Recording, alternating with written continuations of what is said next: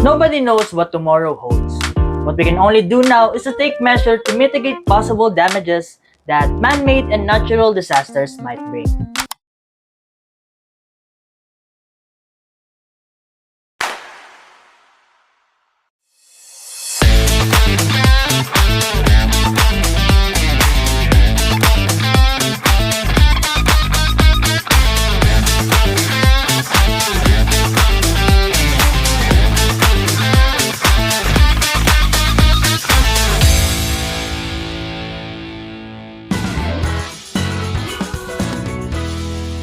Hello mga kanego! Welcome to Startup! Now na, Usapang Payaman, Online Tambayan. Today, sobrang timely ng topic natin. Because of the recent earthquakes in the Philippines, we will talk about how to prepare your business for disasters like lindol, sunog, baha at iba pa. Hindi lang ito tungkol sa pag-survive, kundi sa pagiging handa at pagpapatuloy ng negosyo kahit may sakuna. So kung may negosyo ka, online man, or physical store, this episode is for you. So let's make sure your business is disaster resilient. Ang unang step ay paggawa ng disaster preparedness plan. Hindi pwedeng reactive lang. Dapat proactive. Right. To do this, you have to identify the risks in your area first. Ano ba ang mga common disasters sa location ng business mo? Earthquake, flooding, or typhoons? Then plan accordingly. For example, nasa fault line ang physical store mo. Then, suitable kung magkakaroon ka ng mga earthquake drills quarterly or semi-annually. Parte rin ng plano ang delegation of tasks. You should designate roles to your employees or team so that they know what to do when something unpleasant happens. Sino ang maglilid kapag may emergency? Sino ang mag-update sa mga customers na interrupted ng operations? Who checks kung complete na ang employees na nag-evacuate? Who calls for external help? And who leaves last? That is correct. Kahit small team, dapat may clear responsibilities. So whatever happens, hindi kayo magpapanik because of little to no knowledge on what to do. And it's important to note that even online businesses can encounter physical risks. Pwede kang mawala ng electricity or internet.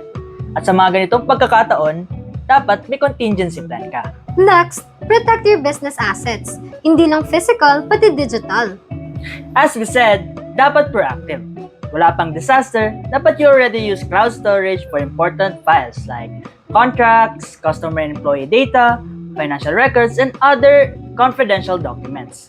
This will help you ensure na masira man ang physical equipment and other assets, your business may continue.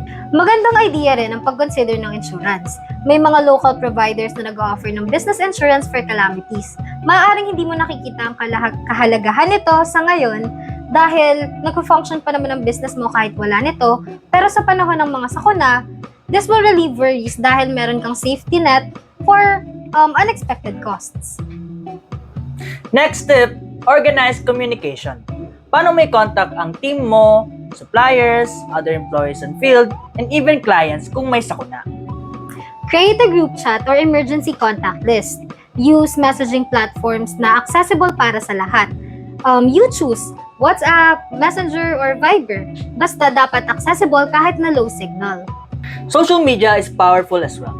Use it to inform, reassure, and stay connected. Transparency and consistent communication are important in building trust and maintaining connection with people even in times of crisis. Fourth tip, invest in emergency response equipment and disaster preparedness training. This may include purchasing hard hats, first aid kit, fire extinguishers, stretchers, and many more.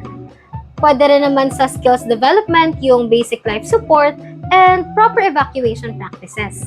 Ensuring your workplace is disaster ready takes a lot of effort. Pero kung buhay naman ng empleyado at ng negosyo ang aalagaan, dapat nang naman paglaanan ng effort, di ba? Kaya ang paglagay ng safety signages, pag-install ng alarm system at ng mga emergency devices, kahit na minsan may kamahalan, importante. Lastly, plan your comeback. Business continuity planning is vital too. Isipin mo kung paano ka makakabalik sa operations ASAP.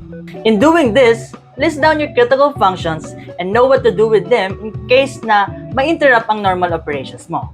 Know what you need para magpatuloy ang business kahit na limited ang resources. For example, kung food business ka, pwede kang mag-ship to delivery or cloud kitchen setups habang inaayos ang store. Or kung online seller ka, inform customers about delays and offer alternatives para hindi sila clueless sa mga possible interruptions na maaaring ma-experience nila. Higit sa lahat, review your plan yearly. I-update based on what you have learned from encounters and based on new risks or changes sa business model mo. So ayan mga kanego, kahit unpredictable ang disasters, pwede tayong maging ready. Not to be pessimistic, but if anything happens today, we hope your businesses would survive with you. Remember, preparedness is not just about ensuring safety. It is also about protecting your team members, your customers, your future, and the very dream that you built with effort, time, money, and heart. Nobody knows what tomorrow holds. What we can only do now is to take measures to mitigate possible damages that man-made and natural disasters might bring. For more startup tips like this, please like, share, and follow our page para lagi kayong updated and informed sa aming mga relevant conversations. This has been Hannah And Brian, thanks for tuning in like you always do. We hope you always stay safe. Kita-kits sa next episode ng Startup, Now na, Usapang Payaman, Online Tambayan. Bye!